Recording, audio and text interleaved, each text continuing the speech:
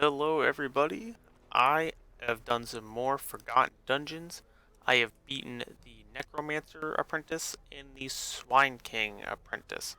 So I want to go over how I did that. I want to just say, uh, I did both of these fights accidentally. I didn't mean to click, like I went to go, let's say I went to go for this mission, Winemaker's Reserve, and then I like did provisions, went out, now it's on the Baron. So I did that twice. So I didn't even mean to do these fucking missions, but I did. So starting off with the ruins, um, I took this. I took this occultist. I don't believe I had Empyrean Gaze, so I just had 4 skills. I took my man Dismas. Dismas didn't have duelists. He had Open Vein, although I didn't really use Open Vein. I had Reynold with these skills. And then this is imagine this Arbalest was a shieldbreaker. And the only noteworthy skills the shieldbreaker had, she had impale or I think it's impale, whatever the no, it's not impale, it's whatever the first one is, like you go forward one armor piercing, pierce. You have pierce. Then I had serpent sway. Those are the important skills that I had. And then I went through, I was so lucky to have 12 rooms in a row for my dungeon. Like, there was one long string of 12 rooms I had to go through to get to the fucking Necromancer. And once I got to 11 rooms, I camped, and my shield breaker had a nightmare. So I had to fight the fucking snakes on one fight before my boss battle. Now this is Darkest Dungeon story time. I fought the snakes. Turns out my Color of Madness addition mod, like supplemental mod, I think is bugged with load order because the snakes did not have Forgotten Dungeon stats. They had the regular like 30 HP and did 3 damage and like 4 blight. So that was actually a really easy fight. I got the Shieldbreaker trinket right here for that. And then I went and I fought the Necromancer. Now the Necromancer has 600 HP. He starts in row 1.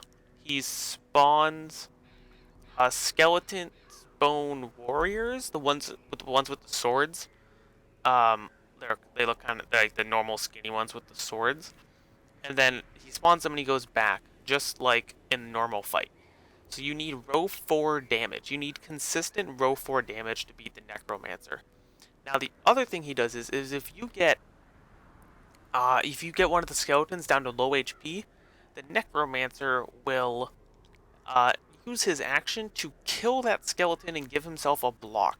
It's like sacrificing the skeleton to give himself a block, which is actually a problem. Um, which means you can't just kill the skeletons and get them low, because you're probably not going to be able to kill them in one turn. Because they have, like, if he did it at 45 HP, it means you have to do 45 HP before the Necromancer goes with everybody. It means you need high speed characters, or you need all low speed characters, which is likely not going to happen. So you need to do back row damage consistently. You also need to not die, because 600 HP is a long time, and you can't be healing through that whole fight. Now, I brought in a cultist, and his thing is heal. He minus his max HP and death blow resistance. It ends on camp, so he was back up to his full HP and his full death blow resist. So he basically got a free start from the camp. So he was up. He was my healer. I had Dismas. I didn't really use any pistol shots until this fight. I ended up getting away with Staggering Shot. I think Staggering Shot is a great ability because it is unlimited and it can hit rows 2, 3, and 4 for decent accuracy. I really went for most of the dungeon. Let's say I had this. Put him in row 3. Didn't use Open Vein because I can't. Grape Shot is just kind of ass. I would almost never use Grape Shot. I wanted to save my bullets, also because I just wanted to save them. So I used Staggering Shot and I used Wicked to just go back and forth between the targets I needed. Yeah, so the pistol shot does much more damage than Stagger. It's like minus 10 versus plus 15. So I saved all my bullets and just shot the shit out of the Necromancer in the back, and then when I ran out, I just used Stagger every single time. What I did with the Crusader is I would guard, and I get blocks. Level this up if you can, because you get a chance at an extra block, which did help me a few times. I would block, and then if I didn't lose my action, or sorry, if I didn't lose my block, then I would stun the guy in the front. I would then have this is my shieldbreaker. She would use serpent sway. Just imagine this is serpent sway. It looks like rallying flare. Your eyes are deceiving you. Every single turn, which gives you 2 blocks. So you just sit there in the front and tank everything. And then when you don't run out of blocks, if you have 1 block left, use it again. You get 3. If you have 2, then just use pierce. That's it. That's all you do. Shieldbreaker's she's just there to tank stuff, and it's good in the ruins because I tried that in the cove and she got dicked like super hard because the plated guardians would just bleed her and bleeds go through blocks, but in the ruins that doesn't happen. So she's a perfect tank. Same thing with the Crusader. Just block. These two, I essentially had 1 damage dealer. I did probably 500 of the 600 damage with the fucking Dismas. The Occultist did some damage with Binding Ward because it has higher accuracy than Abyssal by 25. So I just did that. It was just easier for me to do it that way. If not, and if I wasn't doing that, I was healing. Those are the only actions I did with him, basically the entire dungeon. Not that much healing was required, especially not on the Shieldbreaker. On Crusader, yeah, definitely had to do some healing, but it was fine. I got some afflictions. I got affliction here. I got affliction on Dismas. I got affliction on Occultist. None of them were that bad. Reynold, on like the last turn of the fight, fucking got a stalwart, like the actual Chad that he is.